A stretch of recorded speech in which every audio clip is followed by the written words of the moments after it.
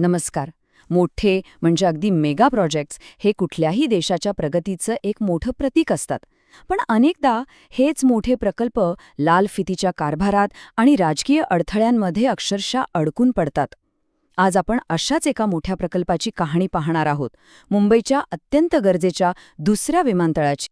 आणि हाच तो महत्वाचा प्रश्न आहे की इतकी वर्ष थांबलेल्या एका प्रोजेक्टमध्ये पुन्हा जीव कसा फुंकला जातो. चला तर मग या श्रोत्यांच्या आधारे समजून घेऊया की हे नेमकं कसं घडलं. तर सुरुवात करूया मूळ प्रश्नापासून. मुंबईला दुसऱ्या विमानतळाची इतकी गरज का होती, म्हणजे नेमकं काय झालं होतं? मुंबई भारताची आर्थिक राजधानी आणि इथलं जे एकमेव विमानतळ होतं ना, ते देशातल्या सगळ्यात व्यस्त विमानतळांपैकी एक होतं. विमानांची वाढती संख्या, प्रवाशांचा तो प्रचंड भार, यामुळे हे विमानतळ आपल्या क्षमतेच्या अगदी शेवटच्या टोकावर पोचलं होतं. म्हणजे नवीन विमानतळ ही काही चैन नव्हती, तर एक अत्यावश्यक गरज बनली होती. आणि याच गरजेतून नवी मुंबई विमानतळाची कल्पना पुढे आली. पण कल्पना प्रत्यक्षात येण्याऐवजी ती अनेक वर्ष फक्त फाईल्समध्येच अडकून पडली. आता ही टाईमलाईन जरा बघा. 1997 साली पहिल्यांदा प्रस्ताव आला. त्याला कॅबिनेटची मंजुरी मिळायला तब्बल 10 वर्ष लागली. 2007 साल उजाडलं आणि 2010 पर्यंत तर सगळ्या डेडलाईन्स चुकून हा प्रकल्प अक्षरशः थांबला होता. म्हणजे एक दशकापेक्षा जास्त काळ फक्त आणि फक्त प्रतीक्षा. मग असं नेमकं काय घडलं की या थांबलेल्या गाडीला पुन्हा धक्का लागला? इथेच एका महत्वाच्या व्यक्तीची गोष्ट सुरू होते. 2010 ते 2013 हा काळ या प्रोजेक्टसाठी खूप महत्वाचा ठरला. तेव्हाचे मुख्यमंत्री पृथ्वीराज चव्हाण यांनी हा रखडलेला प्रकल्प मार्गी लावण्याची जबाबदारी स्वतःकडे घेतली. आणि त्यांच्याच काळात या प्रकल्पाला पुन्हा वेग आला. पण हे काम वाटतं तितकं सोपं नव्हतं. आव्हानं खूप मोठी होती. चला पाहूया की नेमके कोणते अडथळे होते आणि ते कसे दूर केले गेले. या प्रकल्पाच्या वाटेत 2 मोठे डोंगर होते. पहिला होता पर्यावरणाचा, ज्याची परवानगी थेट दिल्लीतून म्हणजे केंद्र सरकारकडून मिळवायची होती. आणि दुसरा तितकाच मोठा अडथळा होता जमिनीचा, म्हणजे भूसंपादनाचा, ज्याचा संबंध थेट स्थानिक शेतकऱ्यांशी होता.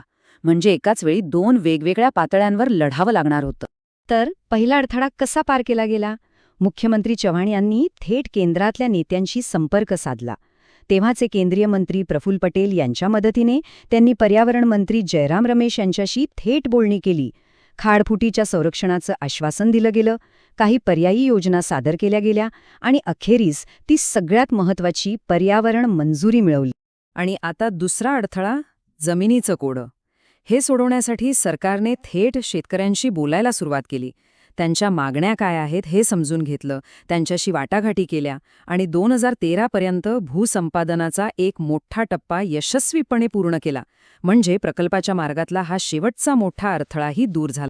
आणि हे वाक्य या सगळ्या प्रयत्नांचं अगदी अचूक सार सांगतं. म्हणजे बघा, केंद्र आणि राज्यात समन्वय आणि स्थानिक पातळीवर संवाद, याच 2 गोष्टींमुळे हा प्रकल्प पुन्हा जिवंत झाला.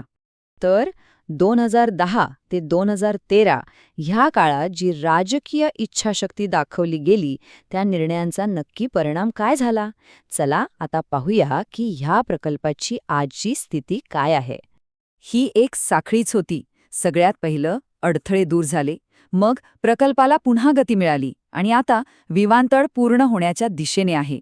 एका कृतीचा थेट परिणाम दुसऱ्यावर, असं हे घडत गेलं. हो, आज परिस्थिती अशी आहे की हे भव्य विमानतळ आता अंतिम टप्प्यात आहे. जे इतकी वर्ष फक्त एक स्वप्न वाटत होतं, ते आता लवकरच मुंबईकरांसाठी एक वास्तव बनणार आहे. हे विमानतळ PPP मॉडेलवर, म्हणजे सार्वजनिक खाजगी भागीदारीवर चालणार आहे. सोप्या भाषेत सांगायचं तर सरकार आणि खाजगी कंपनी मिळून हे काम करत आहेत. सध्या अदानी समूह या विमानतळाचा विकास आणि त्याचं कामकाज सांभाळत आहे.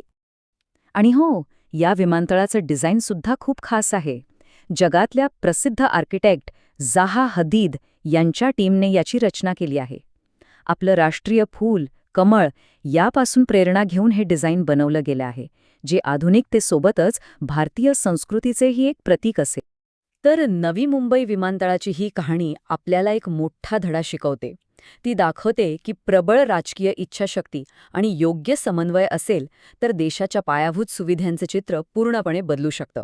आणि हाच प्रश्न मागे उरतो असे रखडलेले इतरही अनेक प्रकल्प ह्याच मार्गाने पूर्णत्वात जाऊ शकतील का?